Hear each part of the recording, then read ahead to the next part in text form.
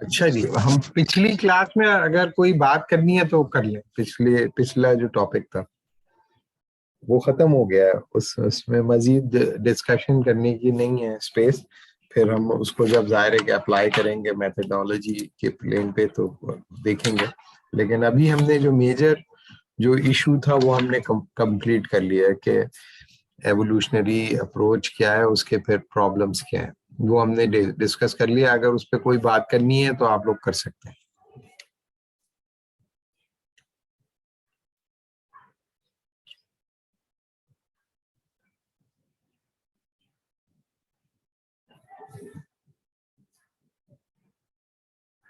ٹھیک ہے, پھر ہم لوگ جو ہے میتھڈولوجیکل اپروچ پہ آ جاتے ہیں.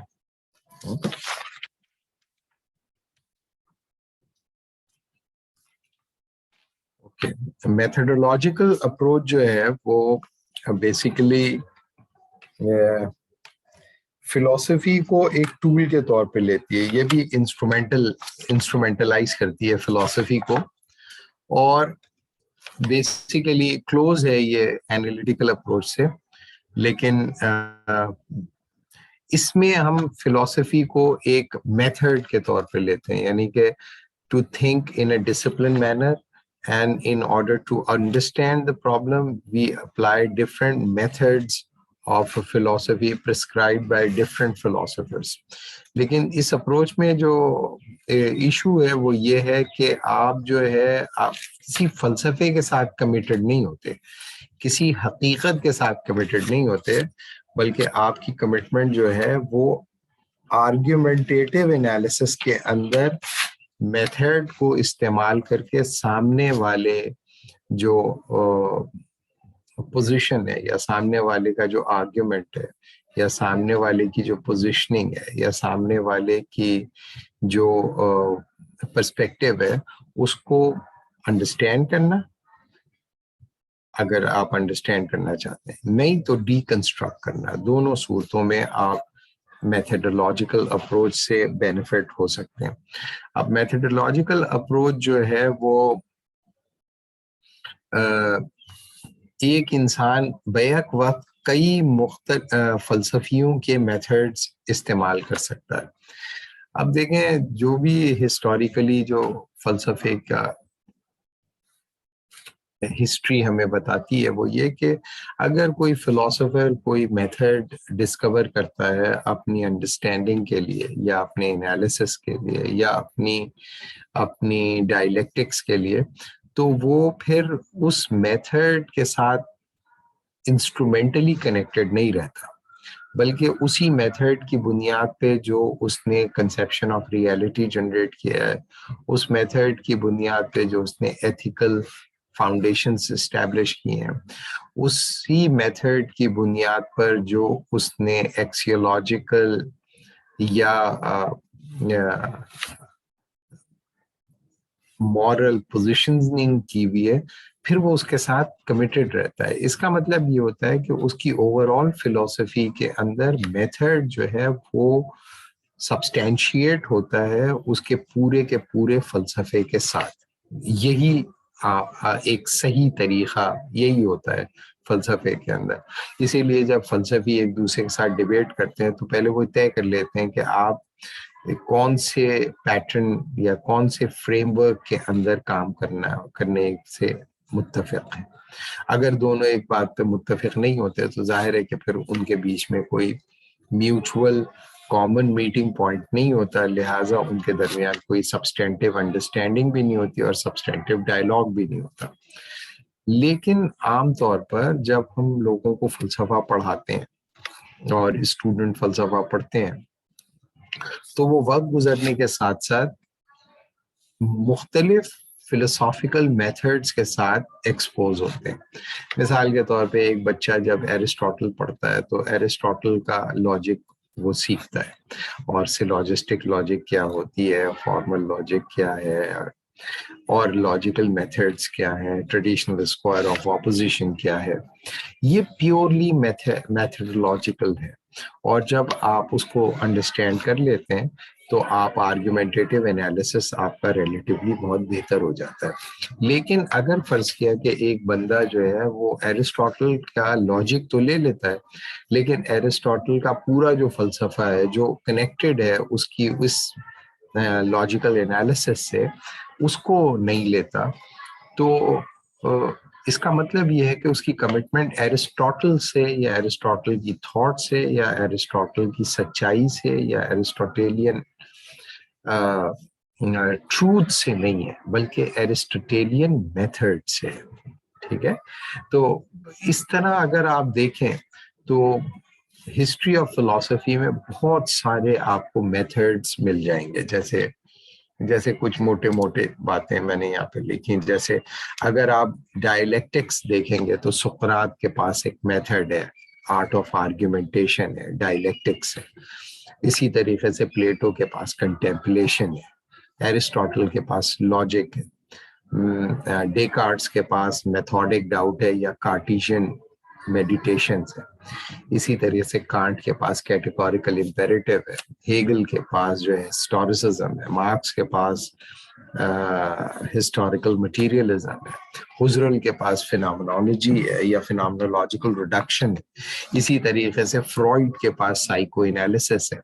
تو آپ دیکھتے جائیں گے, اسی طریقے سے آگے چلیں گے تو ڈریڈا کے پاس آپ کو ڈی کنسٹرکشن مل جائے گا, ہائیڈیگر کے پاس آپ کو انٹینشنالٹی مل جائے گی, ہوزرل کے پاس جیسے میں نے آپ کو بتایا فینومنولوجیکل ریڈکشن مل جائے گا. تو یہ جو میتھڈز ہیں یہ ان فلسفیوں نے اپنے اہداف کے حصول کے لیے, سچائی تک پہنچنے کے لیے ڈیوائس کیے اور اسٹیبلش کیے اور پھر ان کو اپلائی کیا اور ان کو اپلائی کر کے کچھ سچائیوں تک پہنچے. یعنی کہ سقراط کچھ سچائیوں تک پہنچا اپنے ڈائلیکٹکس کے ذریعے,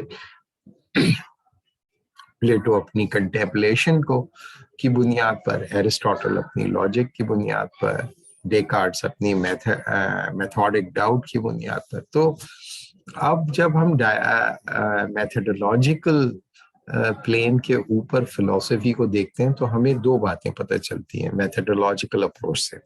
ایک, فلسفی محض خیالات کا بہاؤ نہیں ہے بلکہ وہ کسی ایک طریقہ کار ہے سوچنے کا, اور اس طریقہ کار پہ چل کے آپ جب سوچنا شروع کرتے ہو تو آپ کے لیے ان نتائج پہ پہنچنا آسان ہو جاتا ہے جن نتائج کی طرف سقراط اپنی ڈائلیکٹک سے نشاندہی کر رہا ہے یا پلیٹو اپنی کنٹمپلیشن سے کر رہا ہے یا ایرسٹاٹل اپنی لاجک سے کر رہا ہے یا ڈیکارٹس اپنی میتھوڈک ڈاؤٹ سے کر رہا ہے یا ہیگل ہسٹوریسزم سے کر رہا ہے, ہزرل فینومنولوجیکل ریڈکشن سے کر رہا ہے. لیکن آپ کرتے کیا ہیں, آپ کرتے یہ ہیں کہ آپ فلسفہ اس لیے نہیں پڑھ رہے کہ آپ ان فلسفیوں کی طے شدہ سچائیوں کے ساتھ ہم آہنگ ہو جائیں, یا آپ فلسفہ اس لیے نہیں پڑھ رہے کہ آپ تقلید کرنا شروع کرتے ہیں سقراط کی یا افلاطون کی یا ارسطو کی یا ڈیکارٹس کی یا وٹ ایور, بلکہ آپ سیکھنا چاہتے ہیں فلسفہ کرنا, doing philosophy, how you are going to do, how you are going to apply, how you are going to philosophize. تو اس میں پھر آپ جو ہے یعنی کہ یوں سمجھ لیں کہ ایک توحیدی رویہ آپ نہیں اختیار کرتے کہ کسی ایک آدمی کے میتھڈ کو اختیار کر لیں, بلکہ لوگ میتھڈولوجیکل فریم ورک میں جاتے ہیں تو جہاں پر ان کو جو میتھڈ کنڈیوسو لگتا ہے اس میتھڈ کو اڈاپٹ کرتے ہیں اور مختلف میتھڈز کو بیک وقت اختیار کر رہے ہوتے ہیں. اسی طریقے سے آپ دیکھیں کہ سائیکالوجی وغیرہ کے اندر لوگ جو ہے سائیکو انالیسس کرتے رہتے ہیں, لیکن فرائڈ کے جو سائیکو انالیٹیکل ماڈل کے پیچھے جو پورا اوور آل فلسفی ہے اس کو ریجیکٹ کر دیتے ہیں.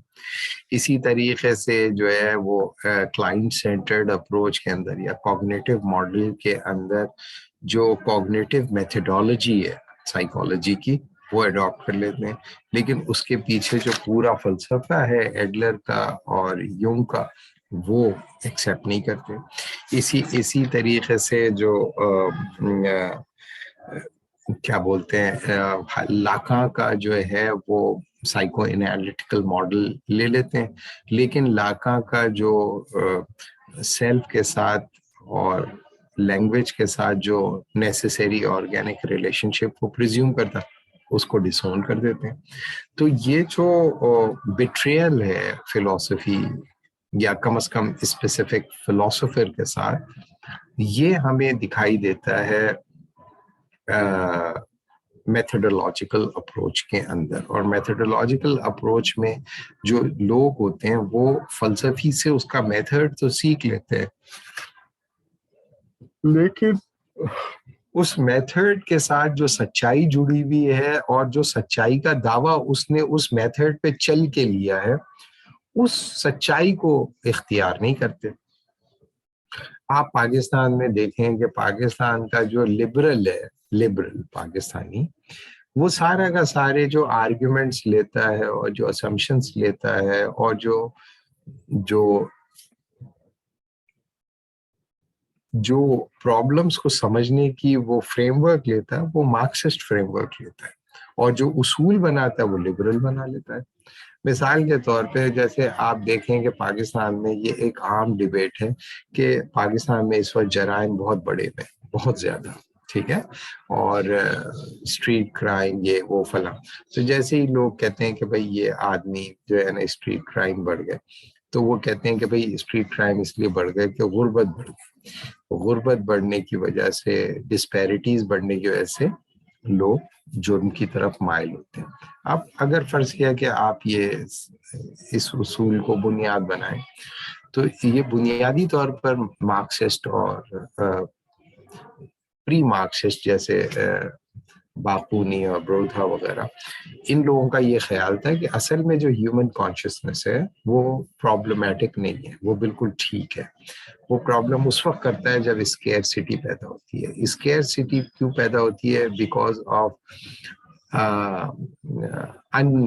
انجسٹ ڈسٹریبیوٹیو میکینزمس کی وجہ سے پیدا ہوتی ہے. اگر ہم جسٹ ڈسٹریبیوٹیو میکینزم پروڈیوس کر دیں اور ابنڈنس میں اسکیئرسٹی کو ٹرانسینڈ کر دیں تو کرائم ہونا ختم ہو جائے. تو کرائم ختم کیوں ہوتے ہیں؟ کیونکہ اسکیئرسٹی ہم ختم نہیں کر پاتے.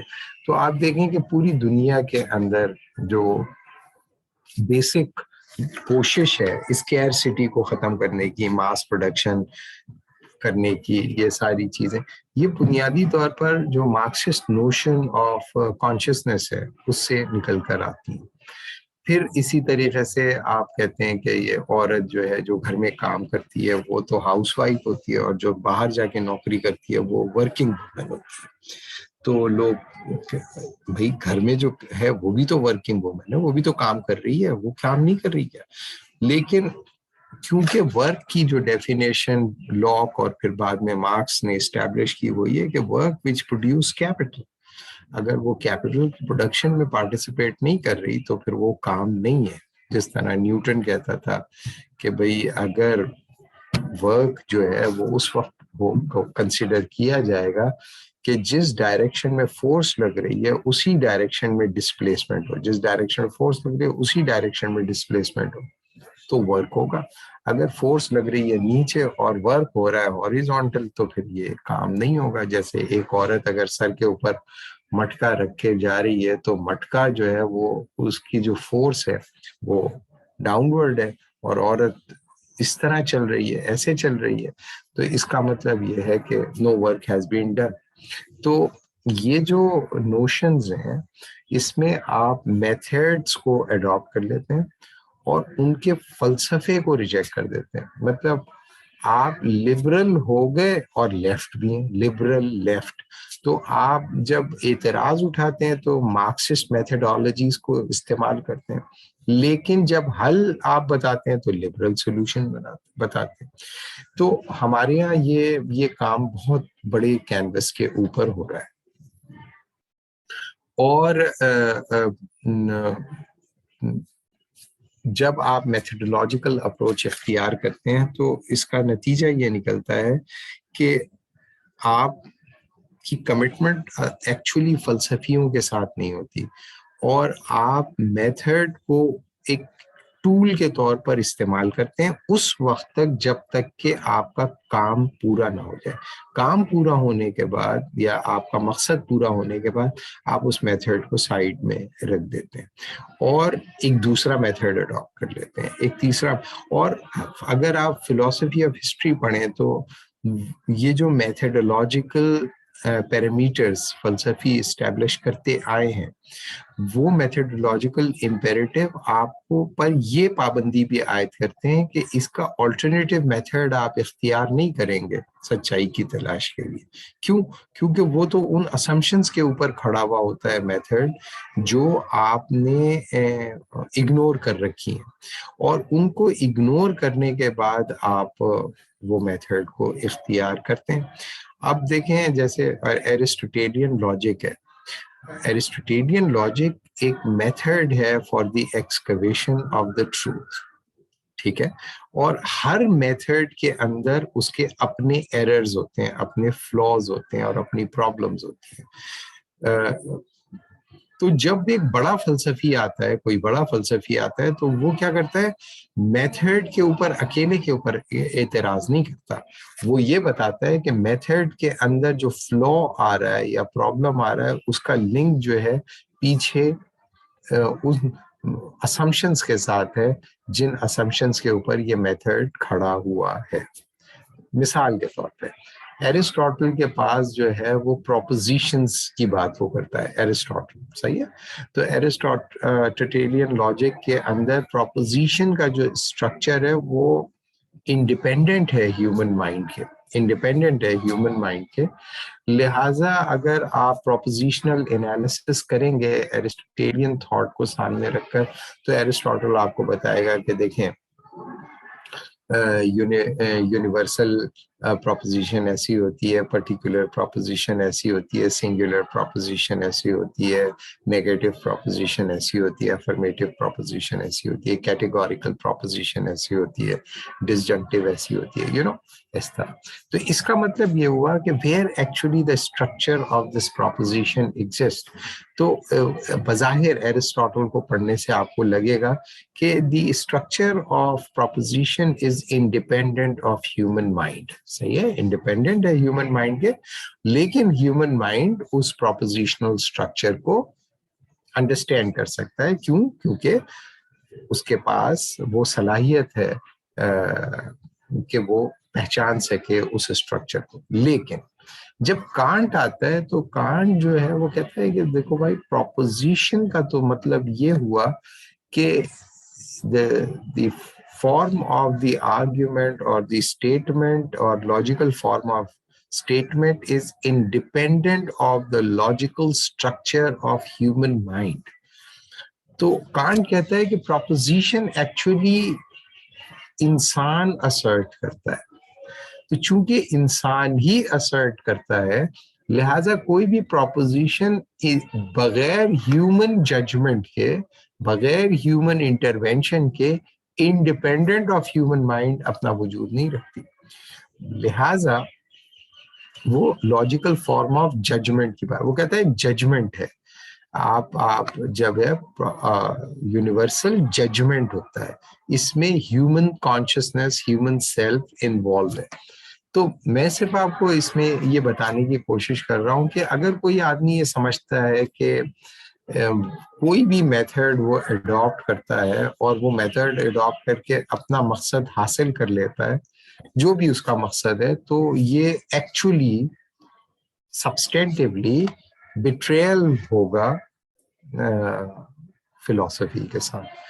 اور لیکن ابھی دنیا بھر میں لوگ کر یہی رہے ہیں کہ وہ مختلف سچویشنز میں مختلف میتھڈز اڈاپٹ کرتے ہیں اور ان میتھڈ سے اپنا مقصد حاصل کرتے ہیں, اور اوور آل فلسفی جو ہے, اوور آل فلسفی کسی فلاسفر کی جو ہے, اس کو وہ سائڈ لائن کر دیتے ہیں, اس کو اگنور کر دیتے ہیں, یا اس سے صرف نظر کرتے ہیں, یا بالفاظ دیگر اس کے ساتھ غداری کرتے ہیں. لیکن آپ انسانوں کو جب کوئی طریقہ کار آ جاتا ہے اور وہ طریقہ کار آ جانے کے بعد اس طریقہ کار کے سے وہ نتائج بھی حاصل کرنا شروع کر دیتا ہے اور اس کے مفادات جو ہے اس سے زیادہ آسانی سے حاصل ہونے شروع ہو جاتے ہیں، تو پھر انسان کو آپ اس میتھڈ کو اختیار کرنے سے روک نہیں سکتے، کہ آپ یہ نہیں کہہ سکتے کہ نہیں اب آپ پہ پابندی ہے کہ آپ یہ میتھڈ اختیار نہیں کریں. وہ کیوں نہیں کرے گا؟ کیونکہ وہ سیکھ چکا ہے میتھڈ. جب ایک میتھڈ ایک انسان سیکھ لیتا ہے تو اس میتھڈ کی ایپلیکیشن کرنے سے وہ رکے گا نہیں. یہ بالکل ایسے ہی ہے کہ ایک آدمی کو آپ نے تلوار چلانا سکھا دی اور آپ نے اس کو یہ نہیں بتایا کہ تلوار کس کے اوپر مارنی ہے اور کس کے اوپر مارنی نہیں ہے، یا آپ نے لیٹ سپوز بتایا بھی کہ اس کو مارنا ہے اور اس کو نہیں مارنا اور اس طرح چلانا ہے اور اس طرح نہیں چلانا اور ان حالات میں لڑنا ہے ان حالات میں نہیں لڑنا، لیکن اس کی جب وہ تلوار سیکھنے آیا تھا آپ کے پاس تو اس کی کوئی کمٹمنٹ تھی ہی نہیں اس مورل یا ریئلسٹک یا میٹافزیکل یا ایکسیولوجیکل کنیکٹیوٹی آف دس میتھڈ، بلکہ وہ صرف آپ سے وہ گر سیکھنے آیا تھا. آپ نے اس کو وہ گر سکھایا، آپ نے اپنی تئیں کوشش بھی کی کہ اس گر کو وہ کہاں پہ استعمال کرے گا اور کہاں پہ استعمال نہیں کرے گا اور کب آپ لڑے گا اور کب نہیں لڑے گا، یہ آپ نے اس کو سکھایا تھا، لیکن اس کی سرے سے کمٹمنٹ تھی ہی نہیں، اس کی کمٹمنٹ تھی ہی نہیں، یا وہ صرف وہ میتھڈ سیکھنے آیا تھا. جب اس نے وہ میتھڈ سیکھ لیا سب سے پہلے آپ ہی کے اوپر وہ اپلائی کر دیا، آپ ہی کی گردن کاٹ دی سب سے پہلے کہ ذرا میں دیکھوں کیسے چھرا گھونپتے کیسے. ہاں، تو اس کا مطلب یہ ہے کہ کوئی بھی میتھڈالوجی، فلسافیکل میتھڈالوجی ایک ویپن کی طرح ہی ہے، ایک ویپن ہے جو آپ انسان کو دیتے ہیں اور سپرد کرتے ہیں انسان کے. جب وہ میتھڈ اس کے پاس آ جاتا ہے تو وہ اس میتھڈ کو وہ کس طرح استعمال کرے گا اس کی تو کوئی بندہ گارنٹی نہیں کر سکتا، کوئی بندہ گارنٹی نہیں کر سکتا کہ وہ اس میتھڈ کی کو کیسے استعمال کرے. جیسے ہمارے یہاں جتنے بھی لیفٹ کے لوگ پاکستان کے اندر ابھی باہر چلے گئے، بہت سارے جو یہاں رہ گئے بچے کچھ انڈے بچے ان کے جو رہ گئے، وہ لوگوں نے جو مارکسسٹ انالیسس ہے اس کو لے کے سرمایہ داری کو نقصان نہیں پہنچایا، اس کو اس تمام اعتراضات کو لے کے وہ ریلیجن کے اوپر چڑھ دوڑے اور ریلیجن کی ایسی کی تیسی پھیر دی. تو پاکستان کے اندر جتنے بھی لیفٹ کے لوگ رہے انہوں نے اصل میں جو ہے وہ لبرلز کے لیے میدان ہموار کیا اور میدان صاف کیا، اور جو جہاں پر جو کلیکٹیویٹیز تھیں جو لبرلزم کا کسی سطح پر مقابلہ کرنے کے قابل تھیں، تو ان کو ڈسمینٹل کرنے کے لیے انہوں نے سرمایہ داری جو کہ چمکتے ہوئے سورج کی طرح ہم سب کے سر کے اوپر حاوی تھی، اس کے اوپر حملہ کرنے کے بجائے یا اس کو ڈیفیٹ کرنے کے بجائے اپنے اپنے چھوٹے چھوٹے اہداف کے لیے ریلیجن کا اور اسپریچویلٹی کا اور ٹریڈیشنلزم کا اور ان سب چیزوں کے اوپر اٹیک کیا.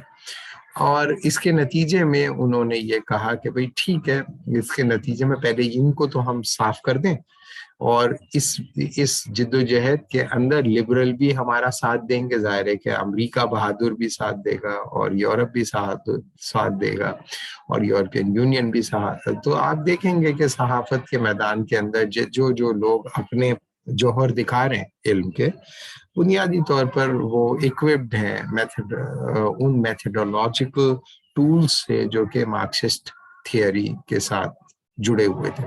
لیکن اس کے بعد انہوں نے جس کی گود میں جا کر وہ بیٹھے وہ سارے کے سارے وہ تھے کہ جو بالکل لبرل تھے اور انہوں نے بالکل 100% سرمایہ دار تھے اور 100% انہوں نے سرمایہ داری کی ترویج کی اور سرمایہ دارانہ نظم معیشت اور سرمایہ دارانہ نظم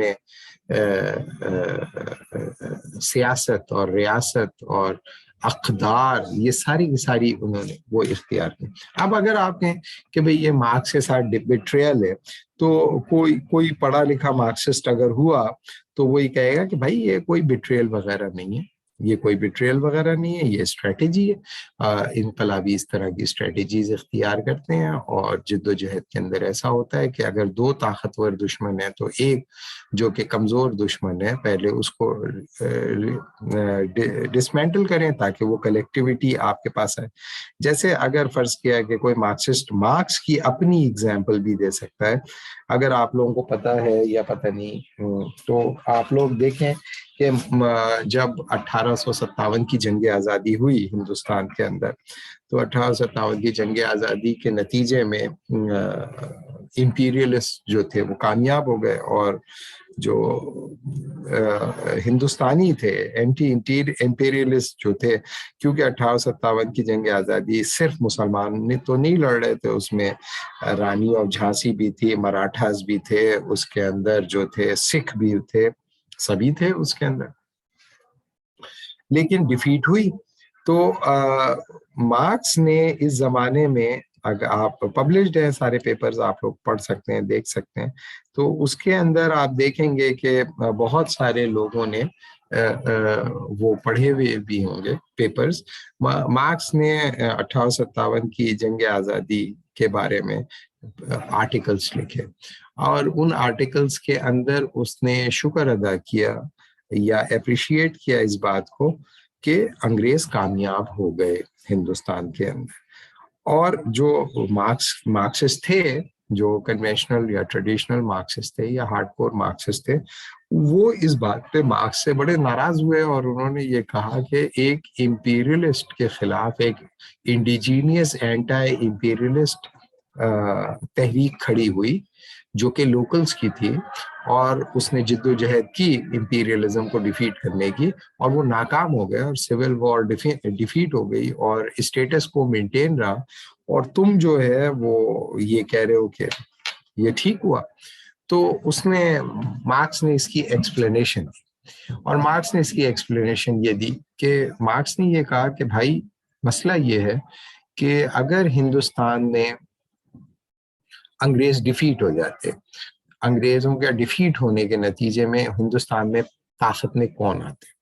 تو کہتا ہے کہ بھئی ہندوستان میں آپ کہتے ہیں کہ میجورٹی طاقت پر ہوتی اور طاقت میں آتی، تو میجورٹی جو ہے وہ دیکھیں وہ تو ہے یہاں پر ہندوؤں کا لفظ اس نے استعمال نہیں کیا، جو لفظ میں استعمال کرنا چاہ رہا ہوں ویسے ویجیٹیرین قومیں ہیں، ویجیٹیرین قومیں یعنی کہ گھاس پھوس کھانے والی دال خور قومیں.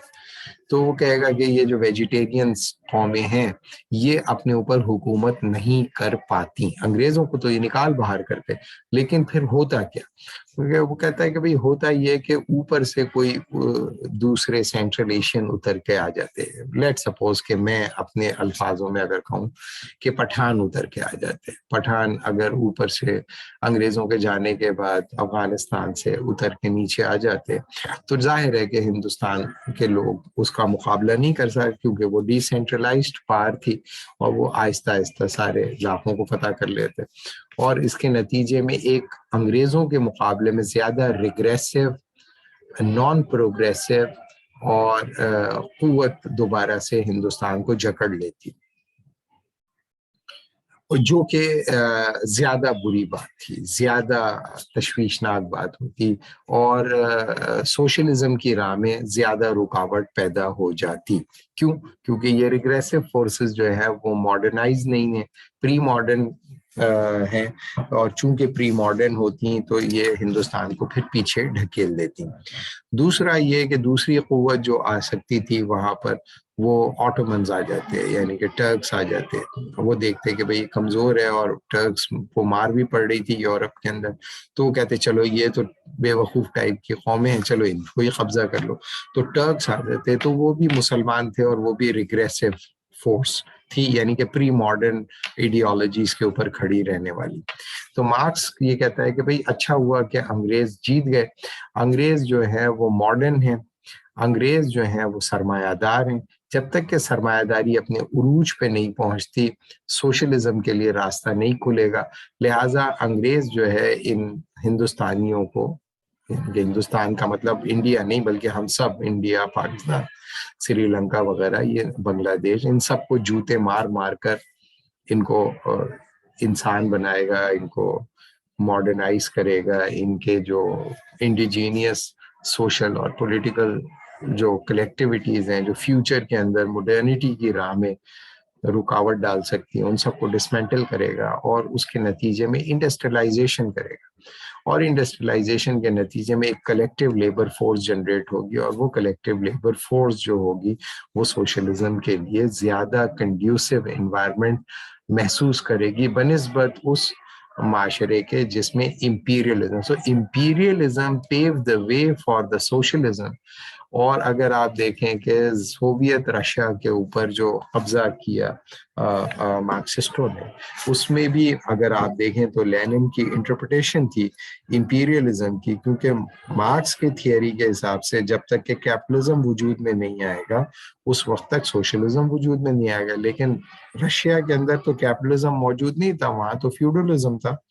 تو انہوں نے کہا کہ نہیں, امپیریلزم چونکہ گلوبل ہو گیا ہے اس لیے ہمیں اس کے خلاف جدوجہد.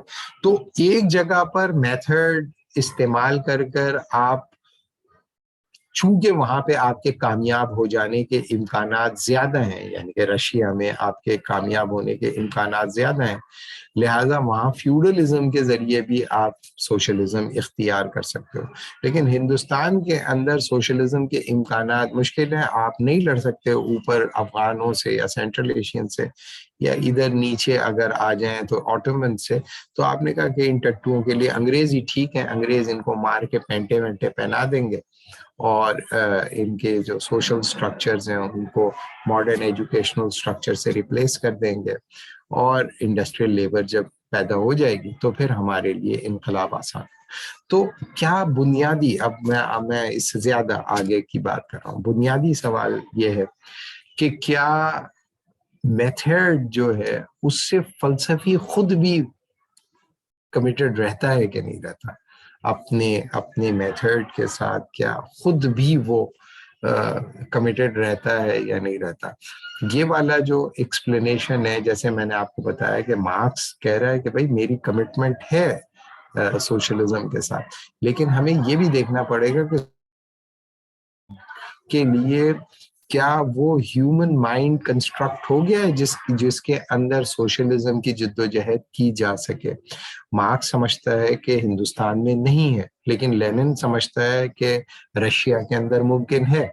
تو دونوں جو ہے وہ مارکسسٹ میتھڈالوجی, ایک مارکسسٹ میتھڈالوجی کی بنیاد پہ ایک فیوڈل معاشرے کے امکان کو رد کر رہا ہے, دوسرا فیوڈلزم کے ذریعے سوشلزم کو ممکن سمجھ کر فیوڈل معاشرے کے اندر جدوجہد کو ممکن سمجھ رہا ہے. تو بتانے کا مطلب یہ کہ بہت سارے زاویوں کے اندر ہم یہ بتا سکتے ہیں کہ میتھڈ کے ساتھ فلسفی نے اپنی جو کمٹمنٹ تھی اس کو بھی وہ پورا نہیں کر پایا.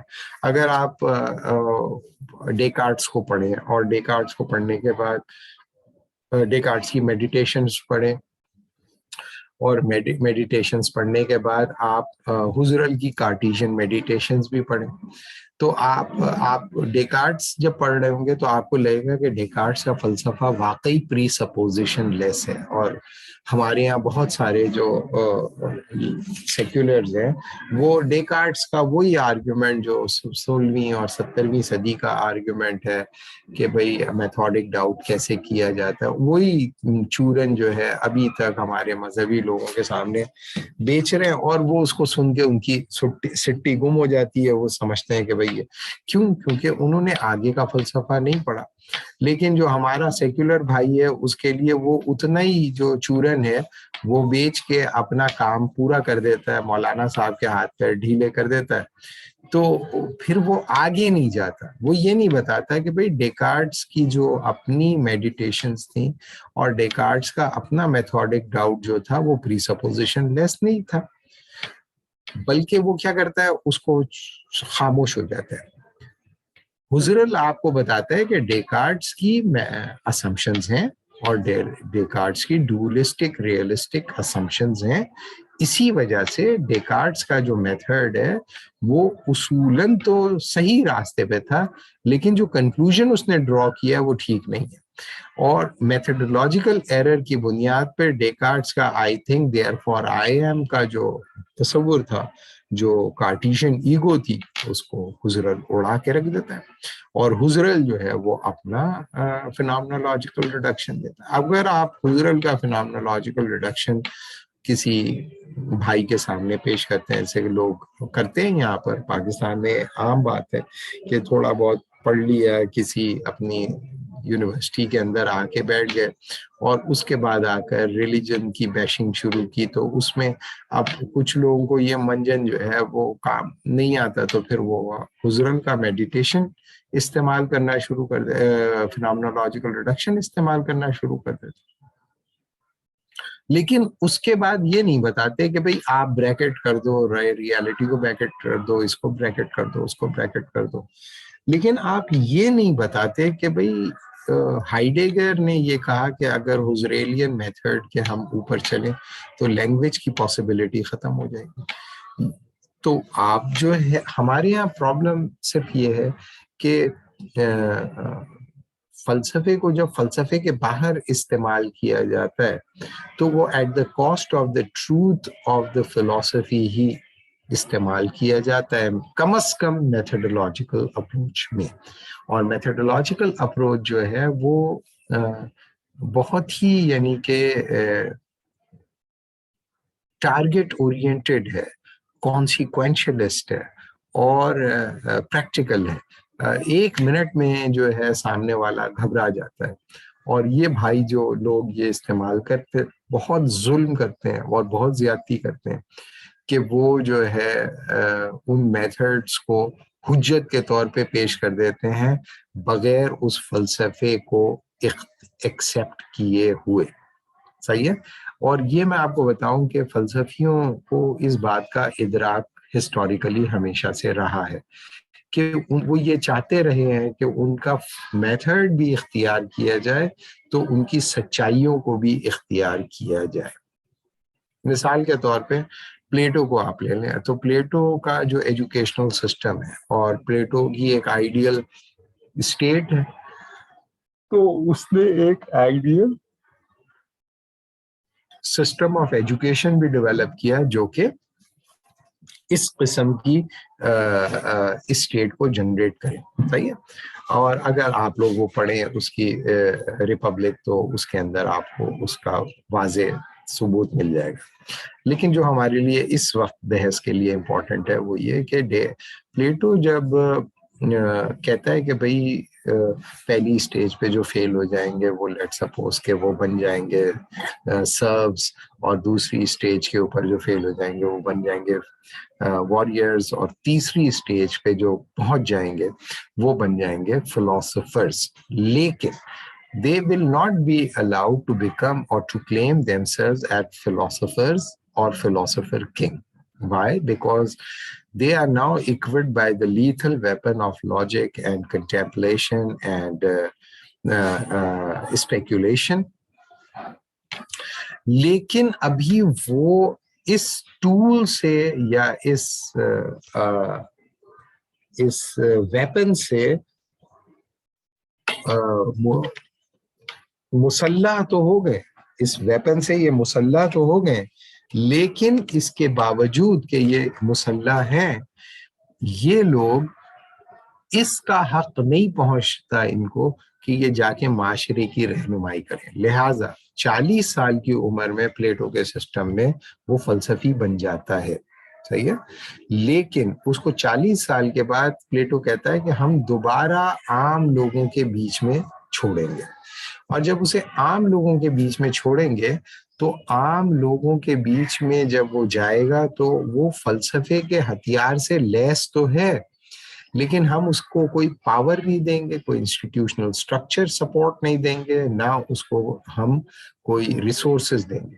The only thing he has is the mind and the functioning of the mind، اور اس کی philosophical attitude، اس کی dialectics، اس کی contemplation، اس کا گریس، اور اس کی یہ صلاحیت کہ لوگوں کو ان کی سطح کے اوپر جا کر کنونس کر سکے.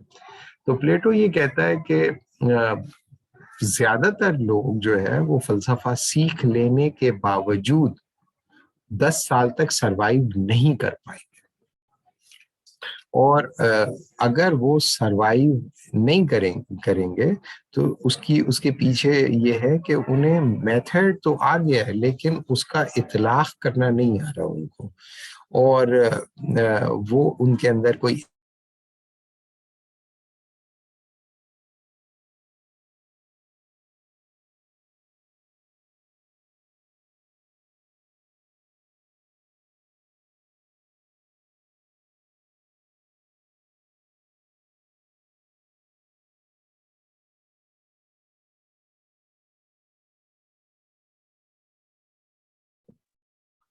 ہیلو، یہ صرف میرے کمپیوٹر میں ہوا یا سب کے؟ جی آواز فریز ہو گیا. فریز ہو گیا نا؟ ہاں میں نے کہا کہیں صرف میری سائڈ ہوا ہے، ایسا تو نہیں. ڈاکٹر صاحب کیا میرے خیال میں یا تو لائٹ گئی ہے یا ایسا لگ رہا ہے کہ بیٹری کا ایشو ہوا ہے نا،